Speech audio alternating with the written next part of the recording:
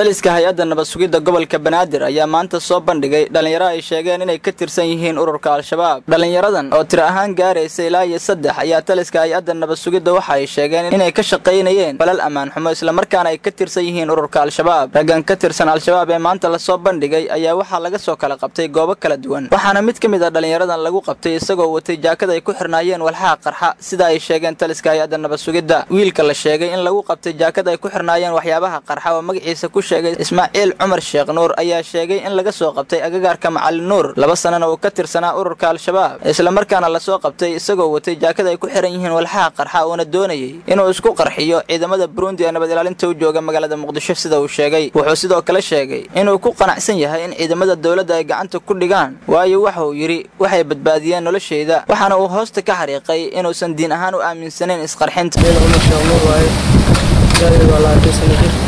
waxaan laga soo qabtay agagaarka Macallin Nuur waxaana ka helnaa Madiino laakiin yara alaab lagu soo diibay yarka agtiisa taglowgay meesha laga soo qabtay. maxay ahayd alaabtaada? alaabta isku qarxin oo jaakada aye yaa ku soo diibay? yara Madiino ku soo diibay. adiga marka shabaab baad ka mid ahayd aye muddo intee lag baad shabaab ku jirtay? 2 sano. adiga marka qofkii qarxin lahaa miyaa aye yaad rabtay marka inaad ku qarxso Burundiga aye marka maxaad filaysaa markaad qarxiso sababta maxay ahayd ma diiniyan baad u aaminsan tahay?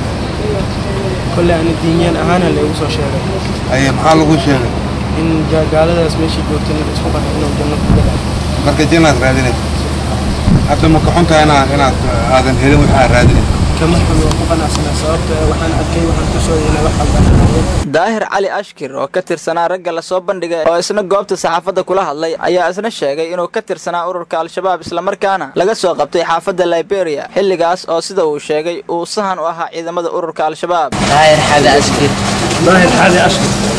markaasna ceelkiisa laga soo diray aye ani kale aye كان كلمة أجلس كنترول إخبارات الذين ننتج من الليبريا اللي قبتها. ممكن كسوق ولا ممكن حتى وحاس أني تلقي يعني ملا معناها في سويدنا مال إنجازا. سام. ممكن يسوق قبتها يعني. سانك يا قوس الدرب. سانك أني الشباب أنا كنت سنة مكاس كتير وحنقل الشباب لو kan kale ee saddexaad ee isna la soo bandhigay ayaa sheegay in sidoo kale isagana uu sahan ahaa ciidamada nabad sugidda ay gacanta ku soo dhigeen. Khaliif Axmed Ereg taliyaha ciidamada nabad sugidda gobolka Banaadir oo saxaafadda kula hadlay goobta lagu soo bandhigay saddexdan dhalinyarada ah ayaa sheegay in ciidamada nabad sugidda ay gacanta ku soo dhigeen iyagoo falal ammaan darro ah ka waday magaalada Muqdisho. Wuxuu intaa raaciyay in mid kamid ah uu watay jaakad ay ku xiran yihiin waxyaabaha qarxa isla markaana uu doonayay inuu isku qarxiyo. Taliyaha ciidamada nabad sugidda gobolka Banaadir Khaliif Axmed Ereg ayaa sidoo kale sheegay in markii ay ka war heleen in wiilkani lagu soo qabtay jaakada uu rabay inuu isqarxiyo ay gacanta ku soo dhigeen jaakadii uu watayna ay halkeeda ku qarxiyeen iyagoo ka cabsi qabay haddii jaakadaasi la soo qaado inay geysato waxyeello aad u fara badan.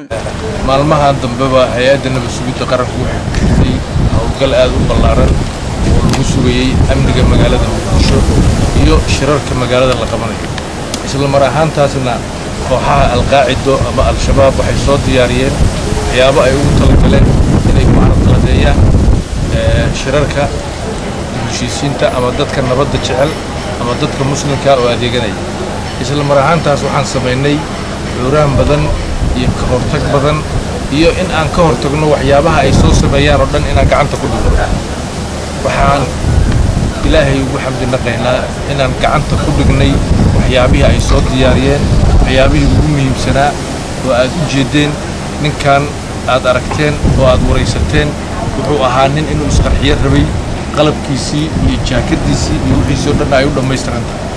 jaakadii waxay noqotay wax la soo qaadi waayey oo loo dhowaan waayey isla mar ahaantaasna laga baqay inay dad badan ama meeshii la geeyeyba ay dhibaato badan u geysato. waxaan ku guulaysanay inaan ku qarxinno meeshii ay tahay oo halkaas aan uga badbaadino dadkii muslimka ahaa ama dhibaatadii uu rabay inuu geysto si aysan mar labaad iyada laftirkooda aysan dhibaato u geysan. maalmihii dambe hay'adda nabad sugidda waxay soo bandhigaysay waxyaabaha qarxa iyo dhalinyaro ay sheegayeen inay ka tirsan yihiin ururka al-shabaab kuwaas oo ay sheegeen inay ku soo qabqabteen howlgallo ay ka sameeyeen magaalada muqdisho iyagoo ku howlan falal ammaanka liddi ku ah. Haarun Yuusuf Maxamed, idaacadda Risaala, magaalada Muqdisho.